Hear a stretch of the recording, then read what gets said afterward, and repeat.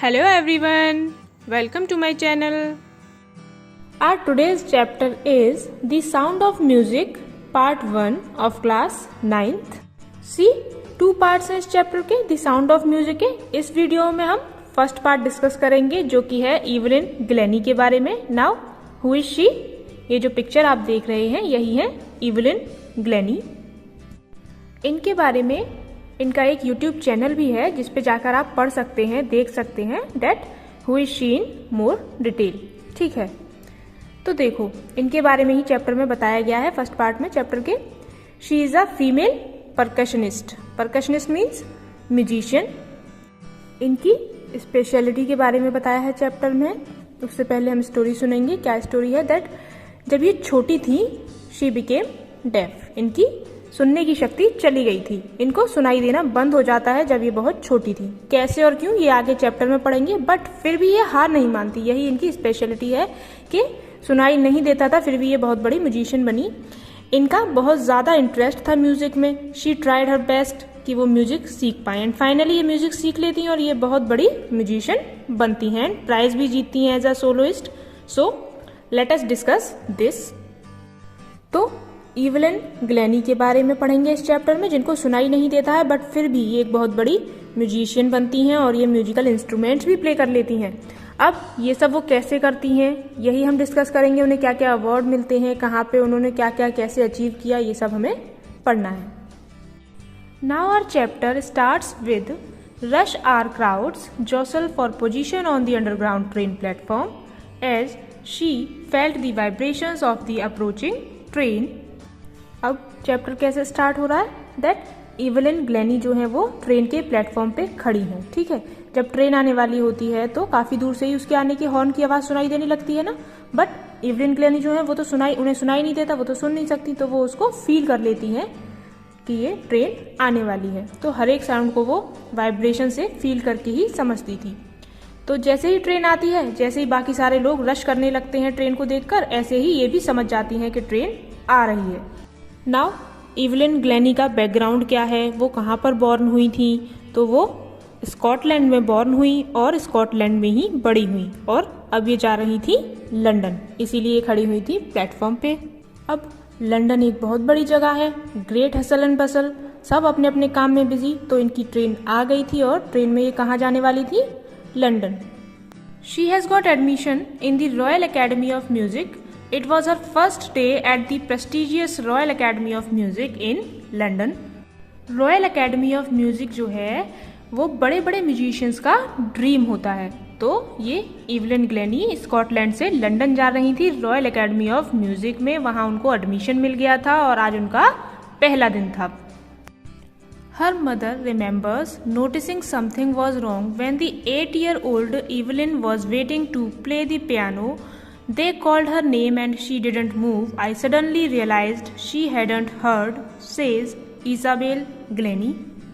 See, अब हम इनके फ्लैशबैक में जाएंगे और इनकी स्टार्टिंग, इनका चाइल्डहुड पढ़ेंगे कि कैसे ये डेफ हुई, कैसे कब पता चला और उसके बावजूद भी इन्होंने ये सब कैसे अचीव किया और कैसे ये रॉयल एकेडमी ऑफ म्यूजिक में पहुंची। तो अब हमें बताया जा रहा है कि एकदम से ऐसा क्या हुआ कि इनकी सुनने की शक्ति चली गई। एवलिन ग्लेनी जब 8 साल की थी तब उनकी मदर को, जिनका नाम था इजाबेल ग्लेनी, रियलाइज होता है दैट यस एवलिन के साथ कोई प्रॉब्लम है, वो सुन नहीं पा रही है।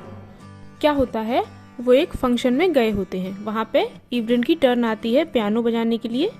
तो जो उस फंक्शन के एंकर थे वो माइक पे अनाउंस करते हैं एवलिन का नाम और इतने पर भी उसको सुनाई नहीं देता है। अब माइक पे कोई आवाज दे रहा है और इतने पर भी इवलिन को कोई रिस्पॉन्स नहीं दे रही है, इवन वो अपनी जगह पर खड़ी भी नहीं होती है। तब उनकी मदर को रियलाइज होता है कि हाँ इसको सुनने में कोई प्रॉब्लम है। बट उस टाइम पे उस फंक्शन में ये बात क्लियरली डिस्क्लोज नहीं हो पाती है कि इवलिन सुन नहीं पाती, बल्कि टिल 11 ईयर्स इवलिन इस बात को छिपा लेती है कि वो सुन नहीं सकती है। तो मतलब 11 साल की एज तक इवलिन अपनी इस कमी को छिपा लेती है अपने टीचर्स से, फैमिली से, फ्रेंड्स से कि उसे सुनाई नहीं दे रहा है या कम सुनाई दे रहा है।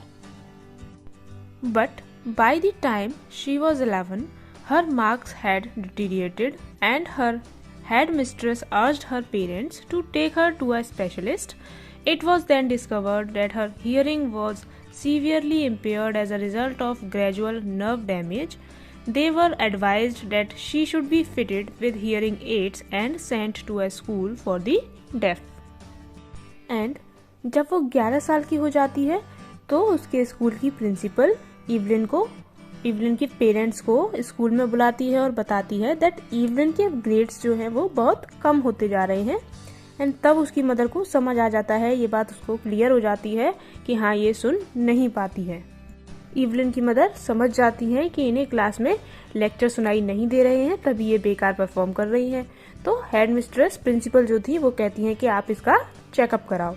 जब चेकअप कराते हैं तो पता चलता है कि उसकी जो नर्व है उसके माइंड में, दिमाग में, उसकी जो दिमाग की नस है वो डैमेज हो चुकी है, जिसकी वजह से उसे सुनाई नहीं दे रहा है। And she will be permanently deaf soon. तो वो परमानेंटली डेफ होने वाली थी, ये उनको पता चलता है चेकअप करा के। तब उनकी प्रिंसिपल कहती है कि उनको एक स्पेशल स्कूल में एडमिशन दिला दिया जाए, एक डेफ स्कूल में उनको एडमिशन दिला दिया जाए। One day she noticed a girl playing a xylophone and decided that she wanted to play too.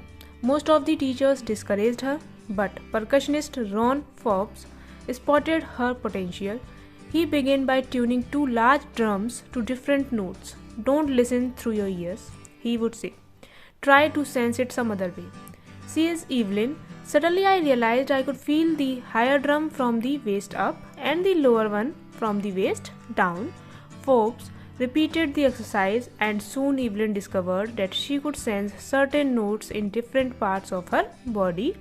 I had learned to open my mind and body to sounds and vibrations. अब Evelyn का def school में admission हो जाता है और वो school जाने लगती है। और जब वो एक दिन वो डेफ स्कूल में एक लड़की को जाइलोफोन बजाते हुए देखती है। उसको भी म्यूजिक से बहुत प्यार था, वो म्यूजिक में कुछ करना चाहती थी। तो वो अपने टीचर्स से कहती है कि मुझे ये सीखना है, मुझे भी ये बजाना सीखना है। तो उनके टीचर्स उनको डिस्करेज करते हैं, कहते हैं कि तुम्हें तो सुनाई नहीं देता तो तुम इंस्ट्रूमेंट कैसे बजा लोगी। तो जब कोई भी टीचर इवलिन को सपोर्ट नहीं करता तो एक टीचर आते हैं जिनका नाम है रॉन फॉर्ब्स, वो उसको सपोर्ट करते हैं। फॉर्चुनेटली उसको एक टीचर मिल जाते हैं रॉन फॉर्ब्स, जो उसको म्यूजिक सिखाने के लिए तैयार हो जाते हैं। वो उसकी डिसेबिलिटी पर ध्यान नहीं देते, उसे एक अनदर वे देते हैं म्यूजिक को सीखने का। उन्होंने क्या किया, दो बड़े बड़े ड्रम्स लिए और उन बड़े बड़े ड्रम्स को बजाना शुरू किया और इवलिन से कहा कि इनकी आवाज को सुनो मत, इसको फील करो, इसकी साउंड की वाइब्रेशन को, जो साउंड की वाइब्रेशन है उसको फील करो। उन्होंने बार बार ड्रम्स बजाए और थोड़ी ही देर में इवलिन को वाइब्रेशंस फील होने लगे। जब वो तेज ड्रम बजाते तो इवलिन को अपनी अपर वेस्ट पे वाइब्रेशन फील होते और जब थोड़ा स्लो ड्रम बजाते तो उसको अपनी लोअर वेस्ट पे वाइब्रेशंस फील होने लगी। And through this process Evelyn ने थाउजेंड्स ऑफ इंस्ट्रूमेंट्स बजाना सीख लिए। आगे बताया है कि कैसे उन्होंने थाउजेंड्स ऑफ इंस्ट्रूमेंट्स बजाना सीख लिए, कैसे उन्हें वाइब्रेशंस फील होते थे। तो उनको बॉडी के हर एक पार्ट पे वाइब्रेशंस फील होने लगे थे। जब वो जाइलोफोन बजाती थी तो उनको फिंगर की टिप्स पे वाइब्रेशन होती थी, हेड में वाइब्रेशन होती थी, इवन उनके हेयर्स में भी उनको वाइब्रेशंस होती थी और उनको अपनी बॉडी में वाइब्रेशन होता देख के एक्साइटमेंट होता था, क्योंकि म्यूजिक उनकी हॉबी थी। और अपने टीचर की सारी बातें मानते हुए, अपने टीचर को फॉलो करते हुए इवलिन धीरे धीरे म्यूजिक में परफेक्ट होने लगी थी और उसके बाद उन्होंने लाइफ में कभी भी पीछे मुड़कर नहीं देखा। She toured the United Kingdom with a youth orchestra and by the time she was 16, she auditioned for the Royal Academy of Music and scored one of the highest marks in the history of the Academy. और जब वो केवल 16 years की थी तो United kingdom में एक orchestra के साथ टूर करती थी। डिफरेंट एरियाज के अंदर ये ऑर्केस्ट्रा टीम के साथ कॉन्सर्ट भी करती थी और फिर वो डिसाइड करती हैं कि अब उन्हें आगे और म्यूजिक सीखना है। कहाँ? रॉयल एकेडमी ऑफ म्यूजिक में, जो कि बहुत फेमस है जैसा कि हमने पहले बताया था। तो वहाँ के लिए इवलिन ऑडिशन देती हैं और उनको पूरी हिस्ट्री में हाईएस्ट मार्क्स मिलते हैं, एकेडमी की पूरी हिस्ट्री में हाईएस्ट मार्क्स मिलते हैं एंड उनको एडमिशन मिल जाता है। इवलिन पूरे वर्ल्ड में घूमी परफॉर्म करने के लिए अपनी म्यूजिशियन टीम के साथ एंड धीरे धीरे ये सोलोइस्ट भी परफॉर्म करने लगी, एज अ सोलोइस्ट परफॉर्म करने लगी। एंड एक बात ये भी बताई गई है कि इवलिन से कोई बात करता था तो ऐसा नहीं लगता था दैट शी इज डेफ, वो ऐसा फील नहीं होने देती थी सामने वाले को कि वो अच्छे से सुन नहीं पा रही है, इतने अच्छे से आंसर वो देती थी सामने वाले की बातों का। वो कैसे?